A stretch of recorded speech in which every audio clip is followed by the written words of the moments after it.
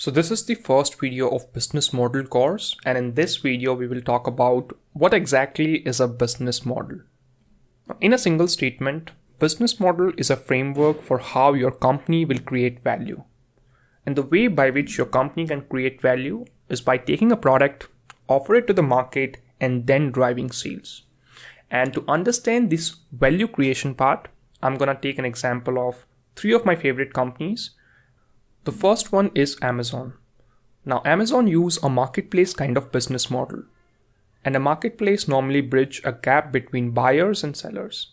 So if some buyers wanted to purchase some product that are sold by these sellers, they can purchase that from these marketplaces. The second company is Netflix. Now, Netflix is a video on demand platform, and you can watch your favorite web series or a movie on this platform. But for that, you have to pay a monthly subscription fees. That can be $5 or $10, depending on the type of country you live in. The third company, which is also a part of Amazon, is your AWS. That is Amazon Web Services. So if you are into programming or web development, I'm sure you have heard of this company. Now, AWS is a cloud computing platform, and they use pay-as-you-go kind of pricing in their business model. Now, just like these three, we have hundreds or maybe thousands of these different types of business model and pricing strategy. And we will talk about all these different business model in the coming videos. But let's come back to our same topic, which is what exactly is a business model? And to understand that, I'm going to take an example of a business model of a hospital. Before understanding about the business model that is used by a hospital, we first have to understand about the life cycle of a patient. So a patient normally go through these three important stages in their life cycle. The first one is appointment. They normally reach out to these hospital, their website, and they book an appointment. Then they consult to a doctor, and if they have some problem, the doctor normally suggests them to go for a diagnosis. And then the billing process will happen. And if the patient is having a severe problem, the doctor normally recommend them to revisit after a week or two.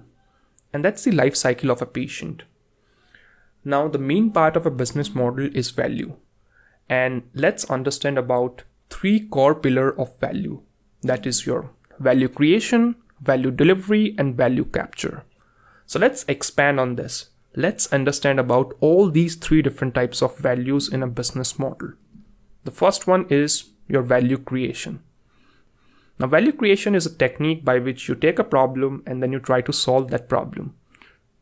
Now, the hospital normally solves the problem of their patient by bringing the best doctors and medical equipment under one roof. And that's how they are creating the value. And that's your value creation part. The second one is your value delivery. And now it's the best time to execute on the problem that you are solving. So the best way you can deliver value is by making sure that you are taking the good care of your patient in a hospital. And that's your value delivery. The third part is your value capture. And what I'm going to say may sound a little counterintuitive, but a hospital wants you to be chronically sick so that you would keep coming back. So these are the three core value pillars in a business model. The first one is value creation, where you take a problem and you try to solve that problem in the best possible way. Then you have value delivery, where you execute on that specific problem. And finally, the value capture, which is also known as retention. So you need to make sure that you are retaining your customers so that you can generate more profits or more income, or maybe you can deliver more value. Now, when we talk about business model, some people confuse the business model term with revenue model. So let's talk about what exactly is revenue model. So revenue model is how your business will earn income and produce profit by generating a higher return on investment. So in a business, if you have invested some capital and if you're able to generate more money from that specific business, well, you have a positive cash flow business. And these businesses are normally good.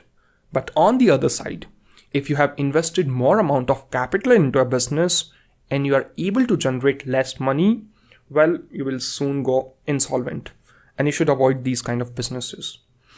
Now, the way you understand a positive cash flow business and an insolvent business is by understanding these two important terms. That is your customer acquisition cost and customer lifetime value. So let's say if you are investing more amount of money acquiring a customer and you're not able to generate enough money from that customer, well, that's not a good value proposition and you may not be able to continue the operation because you're losing out on revenue on every single customer. So now that you understand about revenue model, I'm sure you may have some other questions related to business model as well.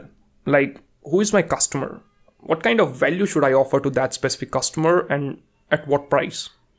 And maybe what source of revenue stream can I pursue? Now we will get an answer of all these questions in the coming videos. So in the next video, let's talk about business model innovation.